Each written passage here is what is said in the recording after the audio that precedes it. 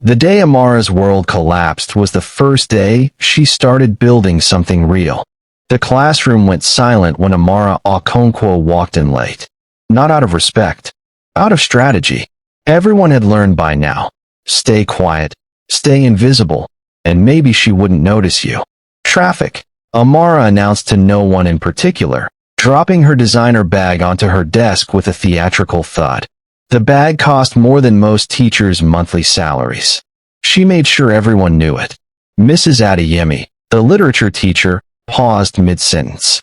She was a small woman with tired eyes and the kind of patience that comes from 30 years of dealing with entitled teenagers. "You're 40 minutes late, Amara." I said traffic.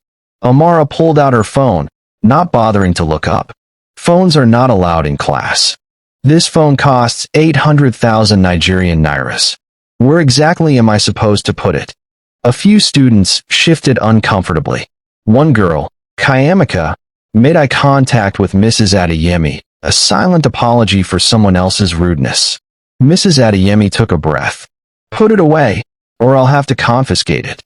Amara finally looked up, her expression somewhere between amusement and contempt.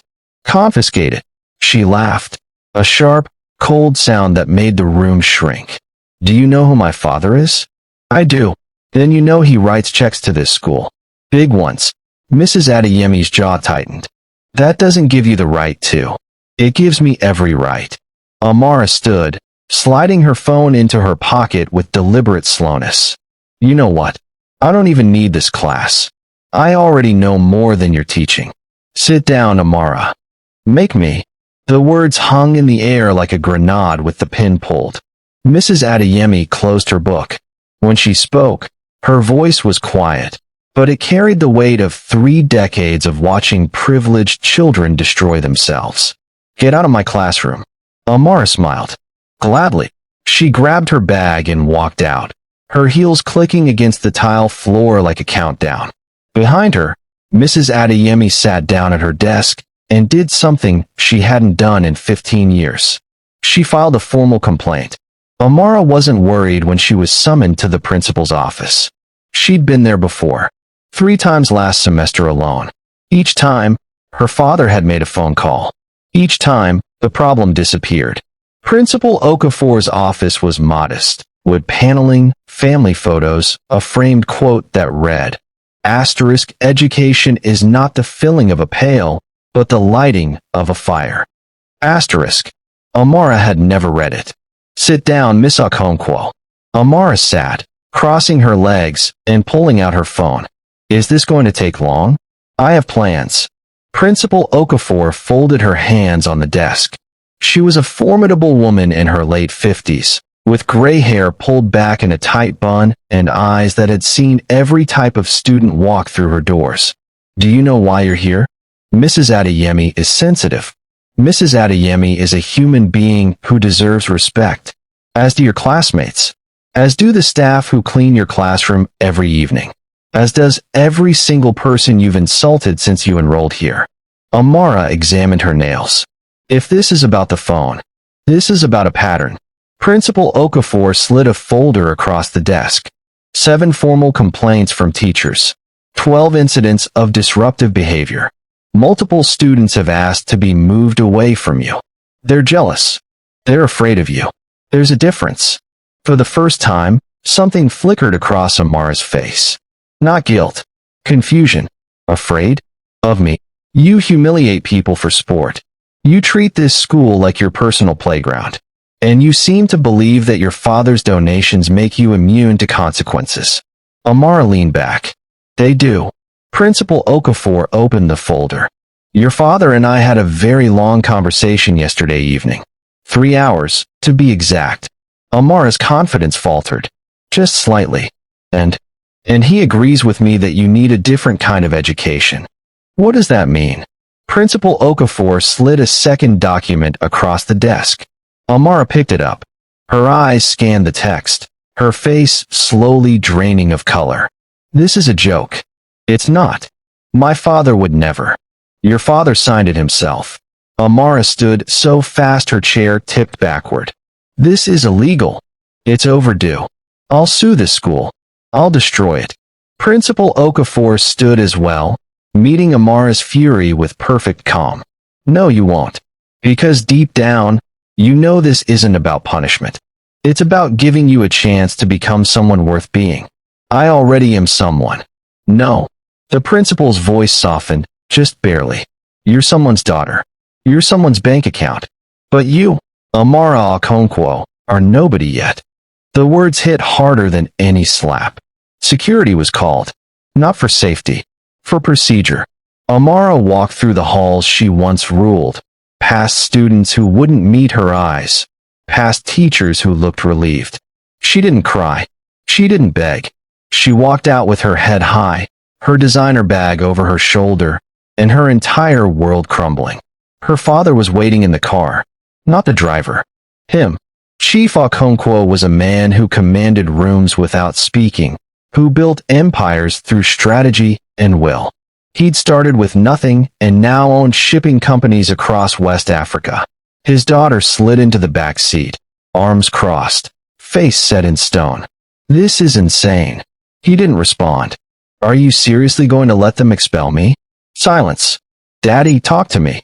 He finally turned to look at her, and Amara saw something she'd never seen before in her father's eyes. Disappointment. "Pack tonight. You leave tomorrow morning." "Leave? For what?" "St. Helena's." Amara laughed. "The boarding school?" "Daddy, no. That place is far from Lagos. Far from comfort. Far from every crutch you've been leaning on your entire life. I'm not going." "You are." "Then I'll run away." Her father's voice dropped to a whisper. "Run where? With what money? Your accounts are frozen until you complete 1 full year at St. Helena's." Amara's mouth opened. Nothing came out. "You think I don't know who you've become?" Her father's voice cracked, just slightly. "You think I don't see how you treat people? How you waste everything given to you? You gave it to me, and that was my mistake." He looked away. "I gave you everything except consequences. So now life will teach you what I should have taught you years ago." The car pulled away from the school. Amara stared out the window at the city she'd always taken for granted, not knowing it would be 6 months before she saw it again. St. Helena's boarding school sat 3 hours outside Lagos, nestled in the hills of Ogun State. As the car climbed the winding road, Amara felt her stomach turn. No high walls. No security booth with uniformed guards. Just a simple gate with peeling paint and a handwritten sign. "Enter to learn. Leave to serve." The compound was nothing like her previous school. Simple buildings. Dusty pathways. Girls in identical plain uniforms moving between classrooms with quiet purpose. No one was on their phone. No one was wearing jewelry. No one looked particularly happy to see a newcomer. Matron Ngozi met them at the main office. A sturdy woman in her 60s with kind eyes and an unshakable presence. "Chief Okonkwo. Welcome." She shook his hand firmly, then turned to Amara. "And you must be Amara." Amara said nothing. "I'll take good care of her," Matron Ngozi said. Her father nodded, then did something that surprised Amara. He hugged her. Tight. Long. "Become someone I can be proud of," he whispered. Then he left. Amara stood alone in a place that didn't know her name, didn't fear her family, and didn't care who she used to be. The dormitory was a nightmare. 8 metal bunk beds arranged in 2 rows. 16 girls. 1 shared bathroom. No air conditioning. No privacy. No escape. Amara stood in the doorway, her suitcase still in hand, staring at the small locker that would hold everything she owned for the next year. A girl looked up from her bunk. "You're the new one? I don't belong here." The girl, her name tag read Ifioma, smiled. "That's what the last girl said. She graduated top of her class. I'm not staying that long." They all say that too. That night, Amara lay in a bed that creaked every time she moved, surrounded by girls she didn't know, listening to sounds she'd never heard before. Crickets. Distant bells. Other girls breathing. No traffic. No generator hum. No comfort. For the first time in her life, Amara Okonkwo cried herself to sleep. Morning came violently. A bell rang at 5:30 a.m., sharp and unforgiving. Girls moved like soldiers, making their beds in synchronized efficiency. Amara didn't move. "You need to get up," Ifeoma said gently. "I need 5 more minutes." "There are no more minutes. Morning duties start at 6 o'clock. "Duties?" Ifeoma handed her a card. On it, a schedule. Monday, Friday *. 5:30 a.m. Wake/personal hygiene. 6 a.m. Compound cleaning. 6:30 a.m. Breakfast prep. 7 a.m. Morning assembly. 7:30 a.m. Classes. 12 p.m. Lunch, student cooked. 1 p.m. Classes. 4 p.m. Study period. 6 p.m. Evening duties. 7 p.m. Dinner. 8 p.m. Prep time. 10 p.m. Lights out. Amara stared at it. This is prison. This is discipline. She was assigned to sweeping duty. Amara had never held a broom in her life. She stood in the compound, surrounded by girls who moved with practiced efficiency, sweeping pathways, clearing leaves, organizing outdoor spaces. Matron Ngozi appeared beside her. "Problem, Amara? I don't know how to do this." "Then you'll learn." "Can't someone else?" "Someone else has their own work." Amara picked up the broom like it was contaminated. She pushed it across the ground, barely moving any dust. A younger girl, maybe 13, stopped and demonstrated. "Like this. Short strokes. Gather the dirt, don't spread it." Amara wanted to scream. Instead, she tried again. And again. By 6:30, her arms ached. Her pride ached more. Breakfast was OG and akara, served in simple bowls. Students lined up quietly, received their portions, and sat at long communal tables. Amara walked to the front of the line. A prefect, a girl about her age with a calm authority, blocked her path. "Back of the line. I just need." "Everyone waits their turn." "Do you know who?" Amara stopped herself. The prefect smiled. "Here? You're student number 247. Now go to the back." Amara joined the line, face burning. By the time she reached the front, the OG was almost gone. "That's it?" she asked the serving student. "Everyone gets the same. But I'm still hungry." "Then eat slower next time. The kitchen closes after breakfast." That afternoon, Amara's stomach growled through 3 classes. No snacks. No cafeteria. No exceptions. She learned her second lesson at St. Helena's. Comfort doesn't wait. Academics were different here. At her old school, Amara had coasted. Paid for notes. Hired tutors to do homework. Here, homework was checked publicly. Teachers walked between desks, examining work, asking questions. "Amara, explain your answer to question 4. She hadn't done question 4. "I didn't finish." "Why not?" "I was tired." The teacher, Mr. Ease, nodded. "Then you'll redo the entire assignment tonight. Plus tomorrow's." "That's not fair." "Fair is getting what you earn. You earned extra work." By the end of the week, Amara had fallen behind in every subject. Not because the work was harder, because she'd never actually learned to work. 3 weeks in, Amara noticed something strange. Some girls had money. She could tell by the way they talked about home, about trips, about their families. But none of them acted like it. One girl, Zainab, mentioned casually that her father was a government minister. Yet she swept floors without complaint. Another, Funmi, whose mother owned hotels, helped cook meals every Thursday. They weren't miserable. They were normal. Amara finally asked Ifeoma one night during prep time, "Why is everyone so okay with this?" Ifeoma looked up from her textbook. "With what?" "The work. The rules. Everything. Because we're not here to be comfortable. We're here to be better." "Better than what?" "Better than we were." Amara thought about who she was 3 weeks ago. The girl who mocked teachers. Who had no real friends. Who measured her worth by her father's bank account. "I was horrible," she said quietly. Ifeoma smiled. Change didn't announce itself. It started small. One morning, Amara woke before the bell. She made her bed without being told. She helped a younger girl who struggled with her locker. During cleaning duty, she didn't complain.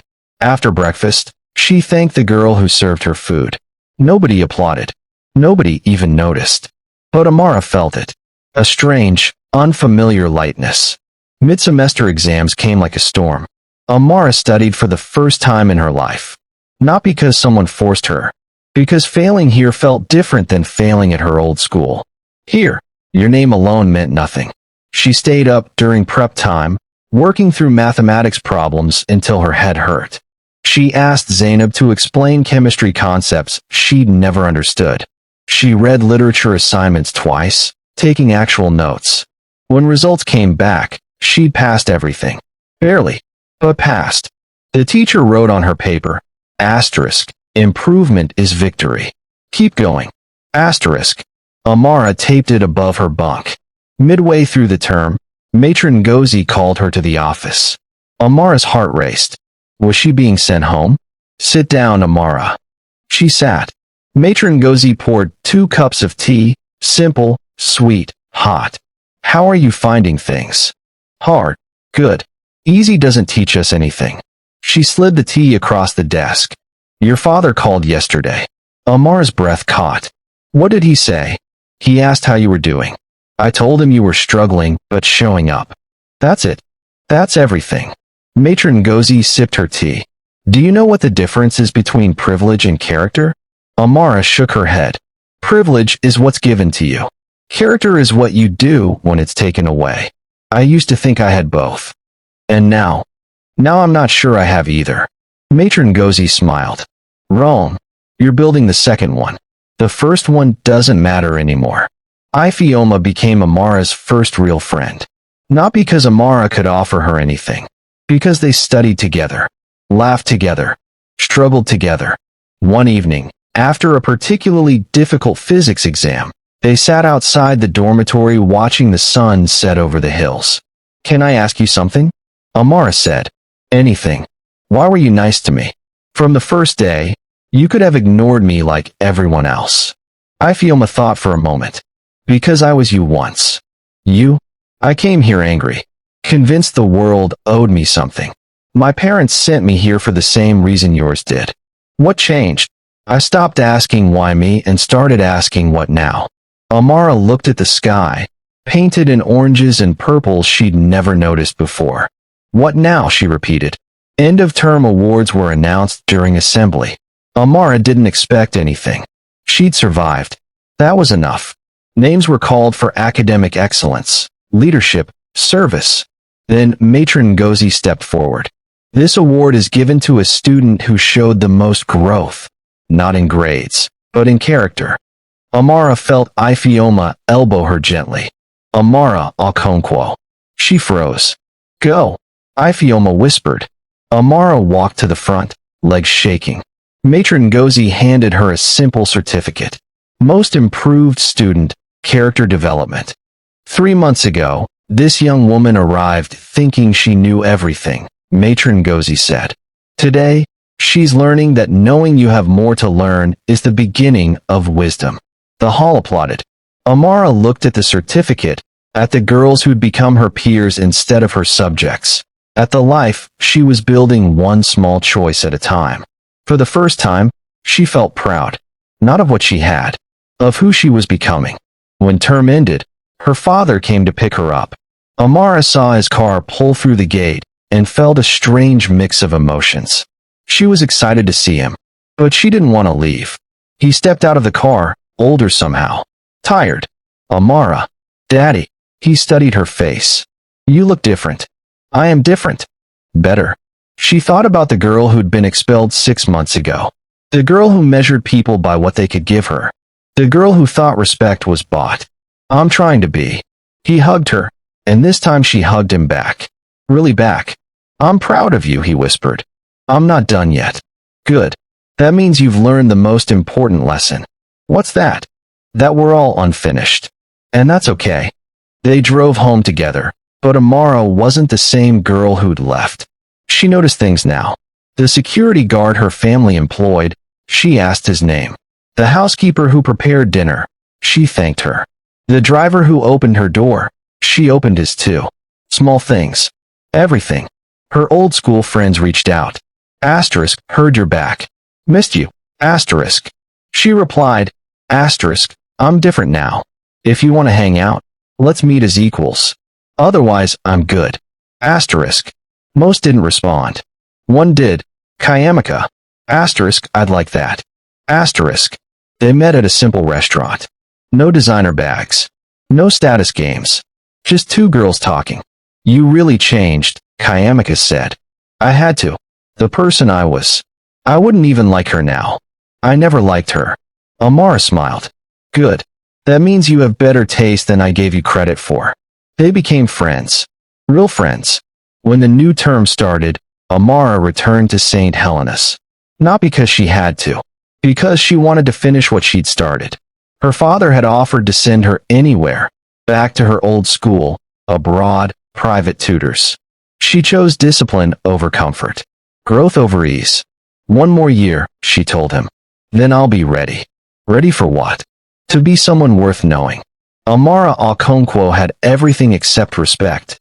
She lost everything to find it. And in losing, she finally learned what it meant to earn. This is not a story about punishment. It's about second chances. About parents who loved enough to let go. About teachers who taught beyond curriculum. About the quiet dignity of choosing to grow when growth is painful. Amara didn't need to lose her privilege to become a good person. But she needed to lose the belief that privilege made her one. And in that loss, she found something far more valuable than money. Character that couldn't be bought. Respect that couldn't be inherited. And a life built not on what she was given, but on who she chose to become.